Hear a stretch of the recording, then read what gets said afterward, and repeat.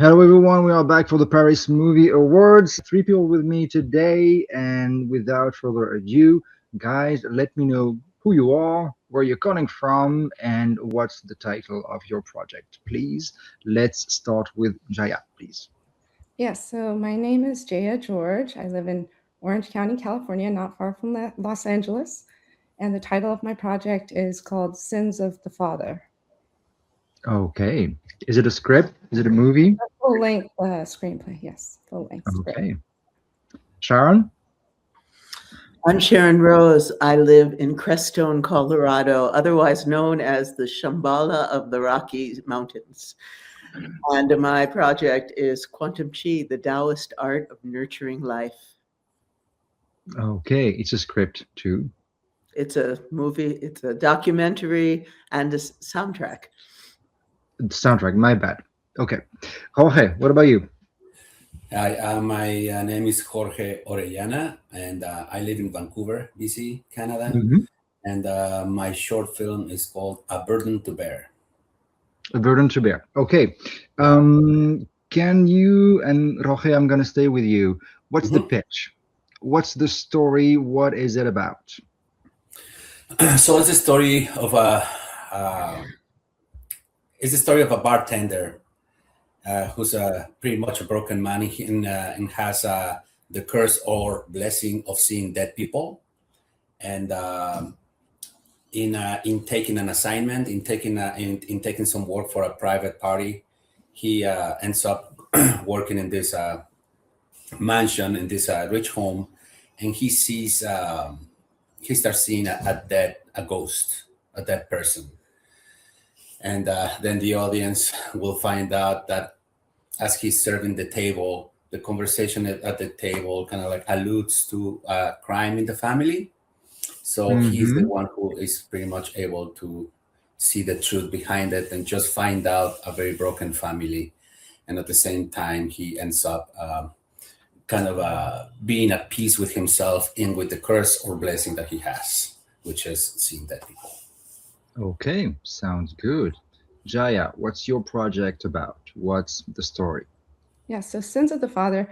This is about a young woman named Zara who basically sacrifices a great love in medical school to focus on her career. But she gets her heart broken in the process, watching the man she loves ultimately marry another woman.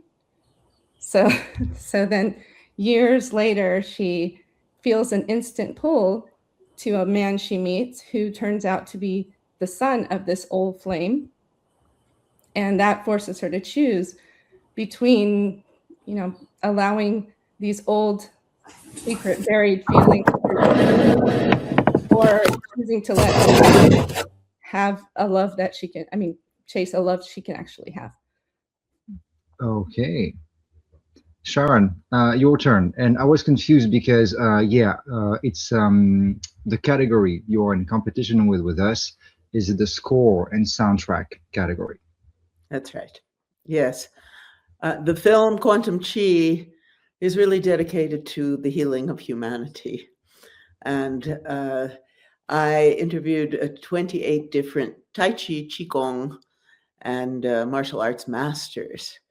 And the soundtrack itself is a world fusion soundtrack. All of my work in film and music is really to show what we have in common as human beings and bring a healing and upliftment to everyone. The soundtrack is unique in that it features a virtuoso on a Chinese instrument called the erhu and the zhonghu. In fact, it's the first time the zhonghu itself has been used as a solo instrument ever. Bing Chen is the performer, and she's kind of a treasure of China. She lives in San Francisco, and I bring in music from and instruments and musicians from all over the world. So it's a very strong complement to the film because it really brings you into the music brings you into the feeling of the healing. and of the meditative quality of the film. Makes sense. Okay. What made you decide, Sharon, maybe you or the team or the people you work with, to submit to PAMA the music and not the documentary? Mm. Well, I had been submitting both, and I love making music in many ways more than I love making film, although Okay. pretty close. And and the film and the music really just started winning all over the place. So, and I have many music projects. I'm working on we now I think there's like 10 different instruments in a sound healing therapeutic meditative album. We're almost done. That is a complement to all of this. So I really wanted to bring forth the music.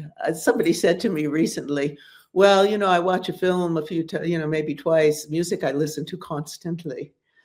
And what we're doing with the music is so unique, and it brings together people from so many different cultures Yeah. that I felt that would be the way to go. So it seems like maybe the music, it was a good choice because music was a better entry to that world maybe than music first and documentary second, because now you can argue that you've had recognition internationally with the music, and maybe that's going to make it, I don't know, easier to place the film itself. I don't know, I'm just Yes. spitballing. Well, the documentary itself has been winning awards for best inspirational film at different places, best health film in wellness festivals and stuff like that. To me, they're complete complement to each other. And so I So just it's a win for the project anyway. yeah, it's all really connected because the music was created, the film was created to bring people into this world of Tai Chi and Qigong and the deep healing aspects of it, the self-healing aspects of it. I spent many, many years in India in yoga and dance and music and all of that. And I just felt that I wanted to, once I encountered this Qigong, I felt that I wanted to make a film that could really bring people into this Yeah. art form. And since I've been making music forever, I decided to also be the Sweet. producer Yeah. of the soundtrack. Jaya, back to you. Would you say your script is a romance, a thriller? Is it a mix of both? How would you define it? It's a romantic drama, is how I define it. But along the lines of what Sharon was talking about, really, I believe when I try to write, it's for the purpose of healing too. So that's kind of more, I categorize it more as writing for healing. That's how I write. But it's a romantic genre. Romantic drama is the genre it would be in. Okay. Yes. How many pages do you have? Sins of the Father, 120 pages. Yeah. Mhm. So describe to me a little bit. Did you use a three act structure, a 5 act structure? How is it? Is it linear? How does the story move along? It's very non-linear, actually. It Okay. jumps around quite a bit.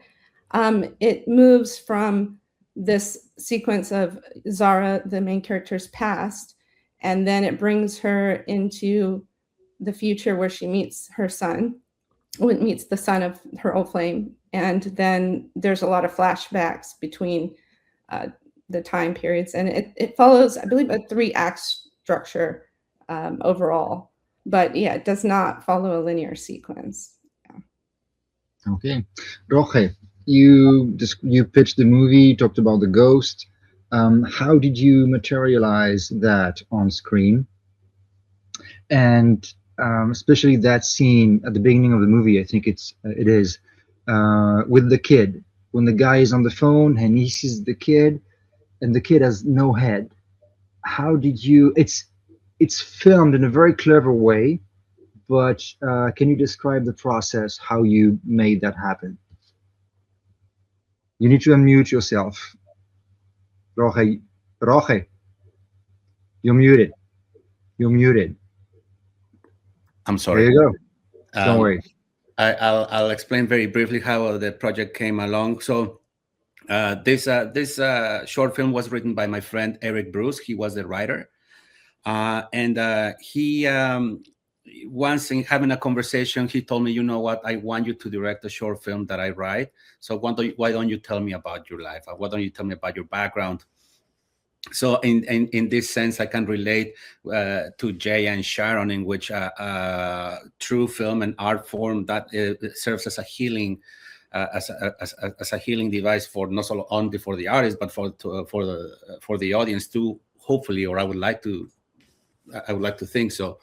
So what happened was Eric pretty much wrote this short film, A Burden to Bear, based on some personal experience. I was raised in a very dysfunctional family.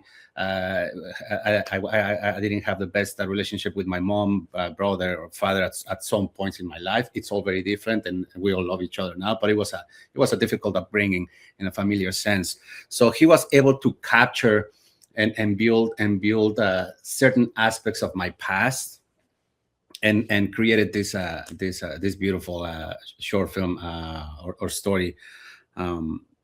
Of a burden to bear. So there's a lot of personal elements of my own in it that were captured by Eric, who wrote the story. And when it comes to the first scene, yeah, it's a really cool scene. I really like the challenge of doing the headless kid, being an independent filmmaker with no money. I was very lucky to have one of my friends be the visual effects supervisor. So I think that was just a setup to kind of set up the tone of intensity and horror as a genre within the film. That was Eric's idea. I just directed the film, but I think that sets a very interesting tone for Kurt, the hero and main character in this story, and also tells the audience that we're looking at something new. What was he Mhm. looking?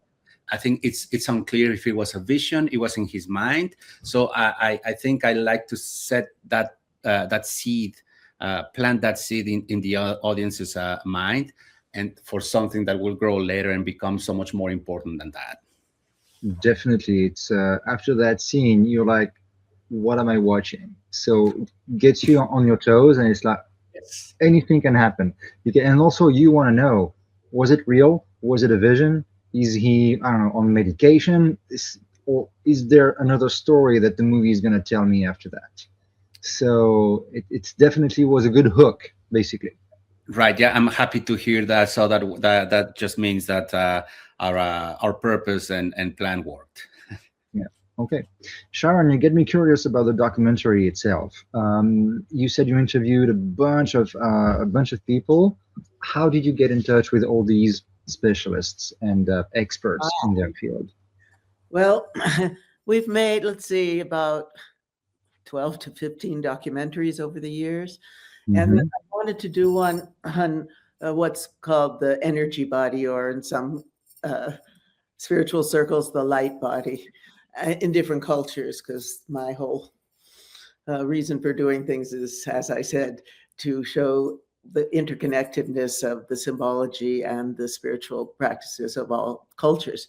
And there's a very well-known Qigong master named Montauk Chia, um, who really speaks about that, how to build your energy body, how Hmm. to. So I went to interview him, introduced by we have the same publisher for books. And I went to an event, and they had 12 Qigong masters there and Tai Chi masters. And the owner of the place, she said, well, you're here. Why don't you just interview everyone? And On the same day, on the same. like I was there for about 3 days. Yeah. And Okay. so I did. And that was how I was so impressed with what they were telling me, what they were teaching me, and how it could benefit people, that I shifted into the Qigong and Tai Chi, etc. and it's been pretty amazing to meet. Then I just started through contacts and meeting other people, and this has been a 10-year endeavor. Yeah. COVID kind of shut it down for a bit, but it's been an extraordinary journey to go. I have a very deep background in India. I'm the first American disciple of an early Bollywood star and queen of North Indian dance, and been with all the top musicians, etc. And so to go from those deep teachings about yoga and healing in that genre, and then to go to the Chinese and see again the similarities and how we can bring all of these different healing modalities together to support what is very much needed, especially in the US right now. Alternative health, ways to bring yourself to optimal health. Then it just the Tao just took me, and it's been an amazing journey. Yeah. Okay. Thank you for that. Jaya, did you have any inspiration writing this screenplay? Any movie that influenced you? Any other books that influenced you? Any reference that you want to share? Specifically, I can't tell you one. And this is more a excuse me. This is more a, I would say, a divine download. That's what I call it. But generally, in terms of romantic dramas, I think some of them that may have influenced me while I was writing may have been The Notebook, The English Patient, things like Yep. that. Yeah. So, but yeah, this was more something I just felt that I needed to write. It just came into me, and I had to pursue it. Was it your first screenplay or not? Well, I don't know if you recall, Matt, but last year I participated under a short stage play category. But this is my first full length screenplay. Okay. Okay. Good. Good. I do not remember. I am so sorry. I'll look at that again, and I'm sorry. Roge, some question for you. Did you have any influence, reference in terms of movies, stuff that inspired you to make A Burden to Bear?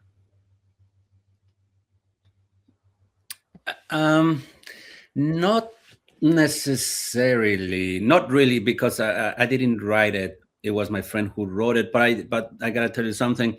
While he was interviewing me about my life and past, for some reason we started. I don't know if it was the tone of the movie or what we envisioned at the moment. We started talking about the movie The Hour of the Wolf by Ingmar Bergman, which is Okay. one of the gothic horror films that he has. It's a beautiful film. It's like one of my favorite films, and which is pretty much a story of a couple, and things go from bad to worse. It's a very tragic story, and they go into a castle where there's this crazy family. So I guess, just to answer your question, I guess there was a hint of that in the conversation before the script was written. And I remember saying, he asked me, okay, what's one of your favorite scenes in that movie from the Hour of the Wolf? And it's a scene in which this couple whose marriage is disintegrating, they're invited to a castle to meet this upper class family, and they sit down in a table, and it's just to me it's just like one of the best scenes I've seen in film. It's all gothic and chiaroscuro lighting. So that kind of permeated, I think, while I was directing, while I was working with the actors on the table, that came to mind. And it's just one of those magical things about filmmaking and creative endeavors that it's like tiny little mushrooms that keep just popping up here and there, and they're kind of like guiding you as you advance. Absolutely. Yeah. Not a single main conscious reference, but maybe influences and stuff that kind of guide you on that road.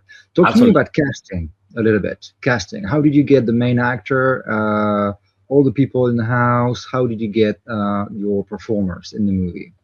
So I work in the film and TV industry here in Vancouver. I am an assistant director, and right now I'm working as a Hmm. unit manager for a TV show. So I've been working in this industry for about since 2010, so that'll be 16 years now. So I'm very lucky and privileged to be working in this industry, and in working with in many different shows and feature films. I've been able to befriend and get to know a lot of local actors here in Vancouver, and there's just a plethora of amazing talent here. So I pretty much everyone you see in there except for Kurt, the main actor, our number one actor, is people I've worked with before and I know somewhat well. So they were all very kind and very generous in helping me helping us bring up Burn to Bear to life.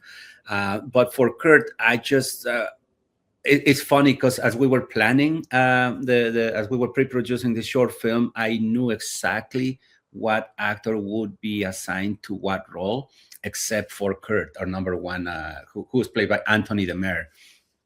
And we just did an audition. We had like roughly 20 to 25 guys come to the audition, and it's just one of those things. I'm pretty sure Sharron and Jaya can relate to it. I saw him and I knew he was the guy Yeah. immediately. And yeah, he turned out to be fantastic. Yeah, we had a discussion yesterday. I'm a little lost with the time zones. I think it was yesterday, with a feature film winner at PAMA, and he described the exact same thing for the lead actress. Like they had the whole bunch of pictures, and then that's her. And and then when it happens, they still do the auditions, but the audition confirms that they are the right fit for that project, and they are available at that time, and everything goes well. So there's something to be said about, sorry, intuition in filmmaking. Something that Absolutely. I think it's feel. not an intellectual process when you decide to that. It's something rather intuitive and very aligned with emotions and I don't know, something else we can't describe. Um, Sharon, back to you about the music.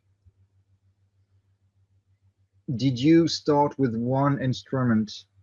Did you have one instrument in mind and then it got bigger?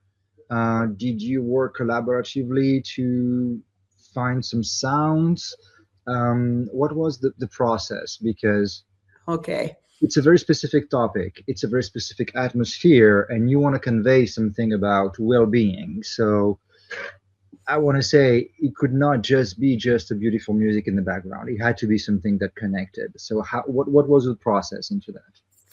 Well, some of the musicians I've been working with for about 20 years. We first began working together when I was choreographing a play on Mary Magdalene. And so when I started this, what we did was I would have them improvise to people doing qigong, and Okay. and then we would compose by taking little pieces of these improvisations. And so if it's a martial arts scene, then it's much more percussive, up tempo, etc. And if it's very heartfelt, we have a lot of cello coming in, like tearing at your heart. But Hmm. then what happened was I was working on this other project with these same musicians, called The Nectar of Bliss, a musical odyssey into the many faces of the goddess.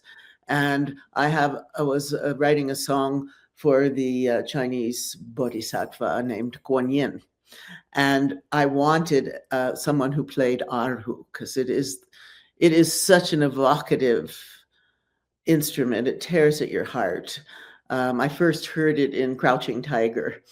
Um, they're out in like the desert, and I just fell in love with it. And so through my qigong world, I was introduced to Jay Bing, and she's a Grammy nominee, etc. She's amazing. And so she played on that, and then she wanted to play on a song I wrote for Mary, and then I thought, oh, I want kind of to make a music video interlude for this film, because there's so much information coming at you, and I really wanted people to have an experience of the Tao, of the flow, of the beauty. And so we together created the music for the Tao. And I must mention that I work also, my co-producer is named Michael Verdick, and he is been in the music industry, I don't know, forever.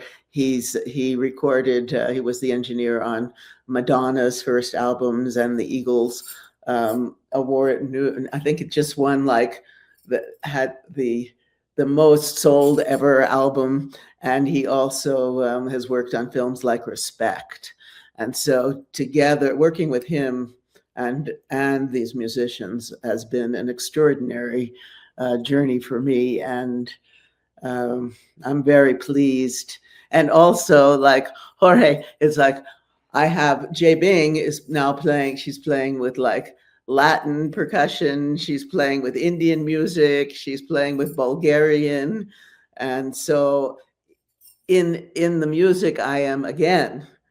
I want it to be like, oh, if you're from the Middle East, you'll hear something familiar to you. Mm-hmm. Oh, if you're from Spain, or you'll hear something familiar to you. It's like that. Yeah, kind of create connections through music and points of entry Yes. into the film. Yes. Okay. Jaya, I wanted to ask about, did you have anybody in mind when you were writing who would maybe be the fantasized actors and actresses to portray your characters? I haven't had the connection that Jorge had yet. So I hope, I have an idea of what they might look like or act like, but I have not met that person yet or seen them yet. I don't think it's going to be someone who's known, to be honest. Okay. I don't know, but I don't think it'll be a known celebrity. So you really had no one in mind sometimes it helps you write to imagine just a face in a story. Well, there's a person that, I have an inspiration for this character, but that's not a person that would be the actor in the story. So I would need to find someone who embodied that. So hopefully through these festivals, maybe I'll meet someone like that. Maybe you'll see someone at some point that's going to inspire you. Yes. How did the characters appear to you? What was the original idea for both of the main characters that you have in the story? Well, a lot of the story is based off some personal experiences that I had personally. So a lot of the ideas came from that, that background. So it's definitely not a true story, and it's totally fiction. But I think the feelings of the characters, the emotions, are all from people, from experiences that I've had. So that's where the imprint came from. Hoping to find it all in one person. You need actors so they can fake it, and they just have to understand where you want to go with the story. Right. And then they should be able to become the character. Do you guys have questions for one another? Stuff you'd like to know about each other's processes, creative process, or each other's projects? I don't know.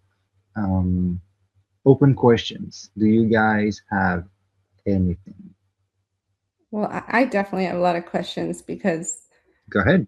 I just have written my screenplay, and I never, Matt, I never got into this to actually make film. This is just something I felt called to do. So now I'm on the next step. I guess everyone's asking me, how are we going to see this? And I don't know how to go forward from here, which is why I really love your festivals, because I've learned so much last year. So I'm here and I'm asking, like, from a full-length screenplay, or Jorge, I guess, and Sharron, you've also made so many documentaries. So where do you go? What's the very next step after you finished the script? Where would you start? It's a good question. Who wants to answer? Well, with me, I'll tell you, with documentaries, I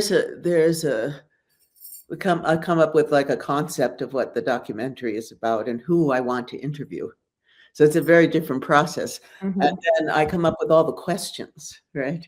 And then each person I ask all the questions. I also, read their books and videos and get to know who they are before. And so there's a group of questions I ask all of them. And then there's some that are specific. And then I review and review and review and distill and distill and distill. And that's really how the whole thing comes about. It's a different process. We did make one feature film. And that one, it was quite a process to write the script.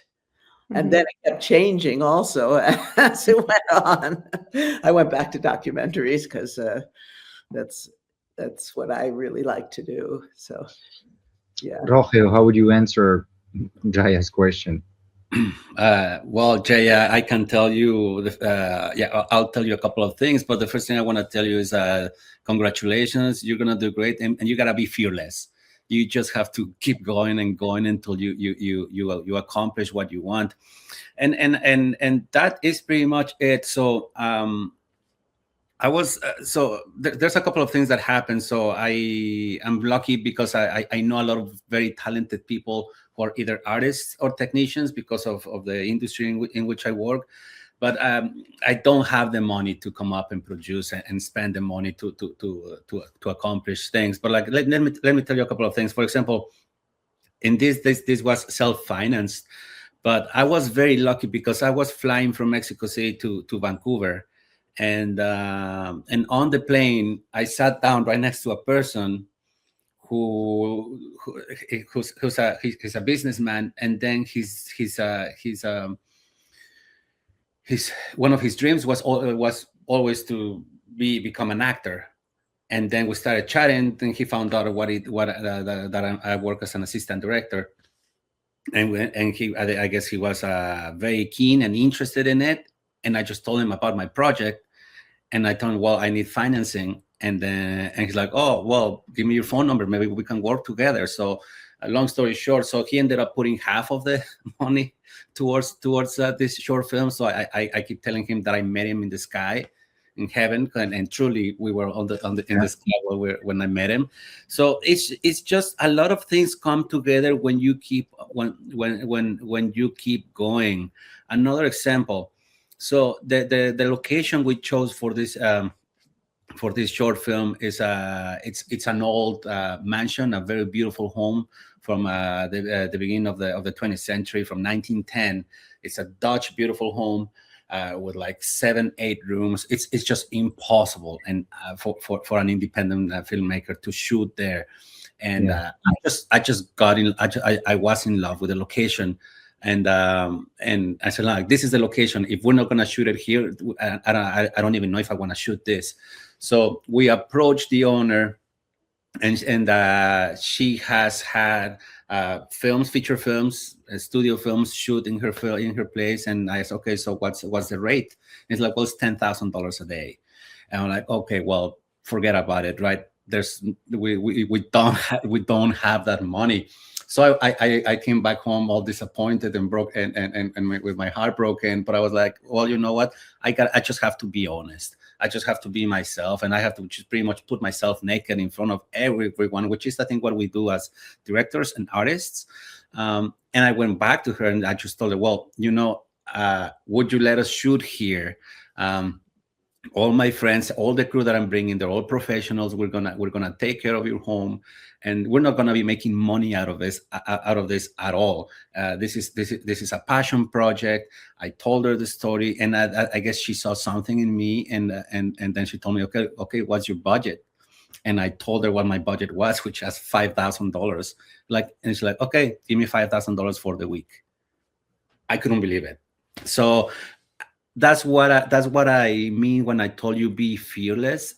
Just you gotta try, because had I been just brokenhearted, like if my heart had been broken for that, I would just given up, and I wouldn't have had the opportunity to shoot the short film. So you really have to be bold. You really have to be honest, and you really have to, as I experienced in myself, like be emotionally open and naked. You just gotta tell people what you want, what you need from them, and in that process, in being honest, in being sincere. In my experiences, when things happen, people are like, "Okay, I'll help you. Here you have it," or "I know someone who can help you." So that's what I can tell you. It's the classic: if you don't ask, Thanks. you That's will it. never have a yes. Yeah, So No, I love it's that. really about, yeah, putting yourself on the line and let people absolutely. decide. And if you really want something, insist just a bit.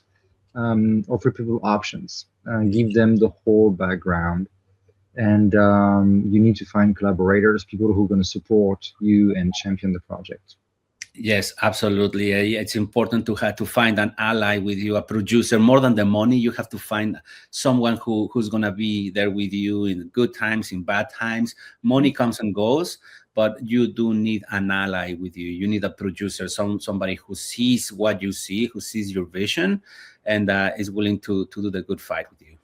Do you think the best way to do that is like trying to get an agent and then meet them, or just through networking, or I through? would say networking. I would say networking. I don't know if an agent. I think, in my experience, agents have a monetary incentive. So if they see something they can get out of you, they will do something about it. If not, they won't.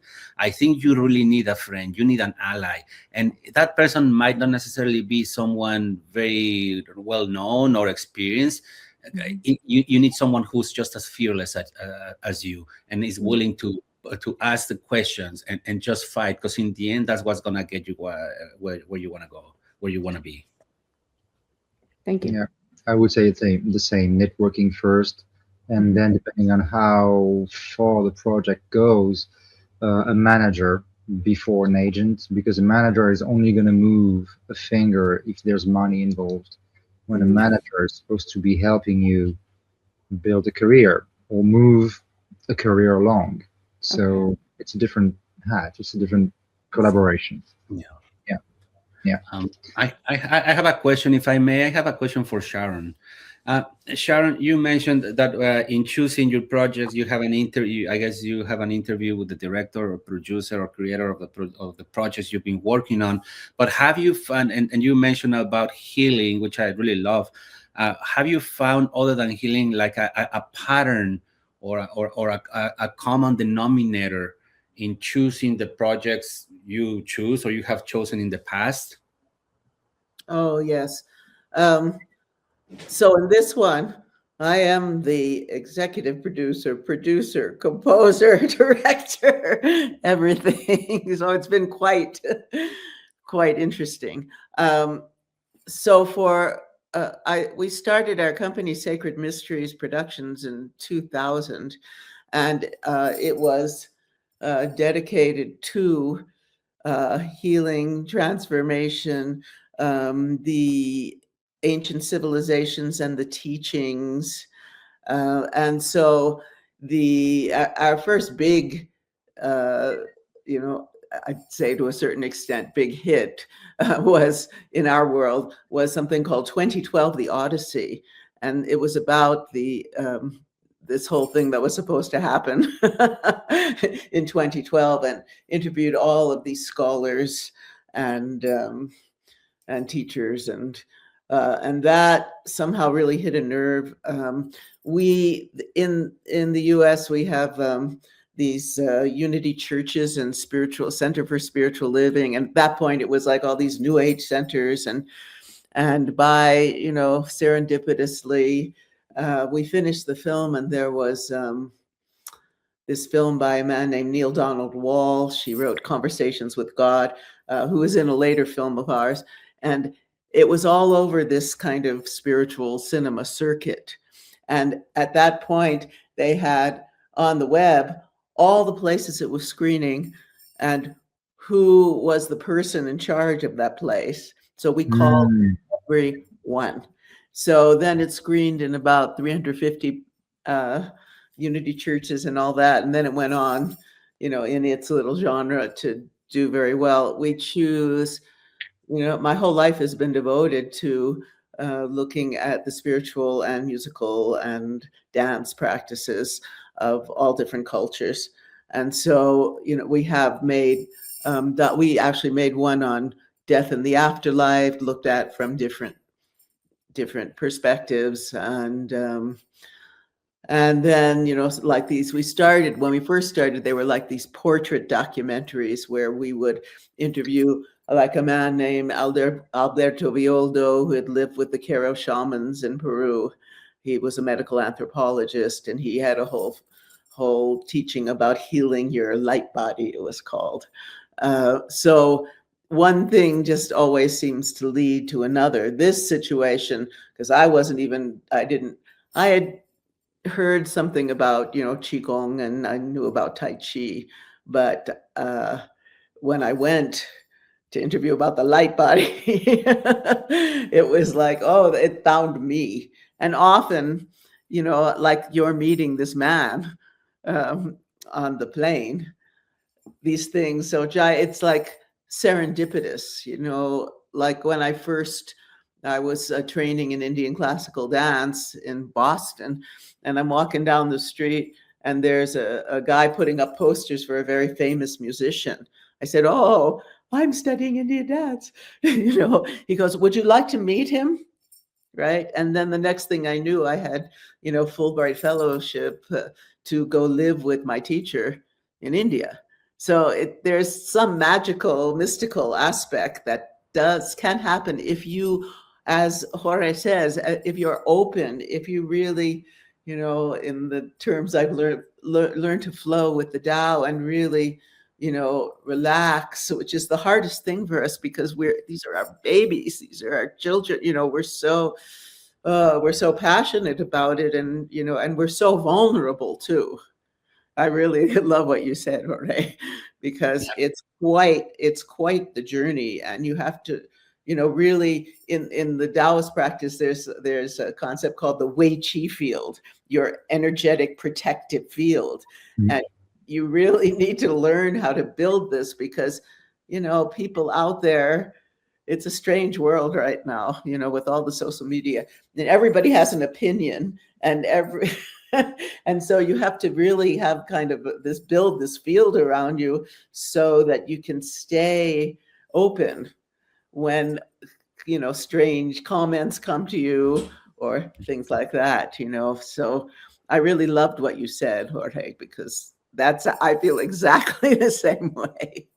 No, absolutely. I can fully relate to your experience. I'm very happy I asked that question. I completely agree with you, Sharron. I think we just have to be open and in a state of honesty and sincerity with ourselves before, and then and magic happens and things come to you. I'm talking about an incredible ancient 5,000 at least years old, like yoga, practice. And, we're in this kind of strange place. It's time to really bring these practices into society to help people. And that's also one of the main reasons that we do these Q&A sessions that sometimes, like we just did, evolve and slide into direct networking and all of that. So what I'm going to do is I'm going to leave the chat open. Somewhere around your screen, you have something called a private chat. One of the Jorge, you used it already. So I'm going to leave it open even when we close this down, so you can exchange emails and contacts if you guys want to. It was illuminating. It was a really good moment to be with you. I'm happy you took the time to share that with us, with me, and with the festival. And as you've seen, and you may have received the email and all of that, all the screenings for the PAMA are published and online and announced. Let me give you the link right here for the people watching. So all the short film, international short films, Most of the categories are going to screen online for free, so you have a chance to watch the movies anywhere you are in the world. And if you want to be with us in Paris next week, screening is going to be on Thursday morning at Le Champollion, which is a historic place. It's a movie theater that's been accepted into the list of actual historic places in France. So it's a really magical movie theater we're going to be at next week. Guys, thank you very much for spending time with me, and I wish you, as always, the very best with your project. And I'll leave the chat open so you can exchange contact if you want to. Thank you very much. Thank you, Matt. Appreciate it. Thank Bye you. bye.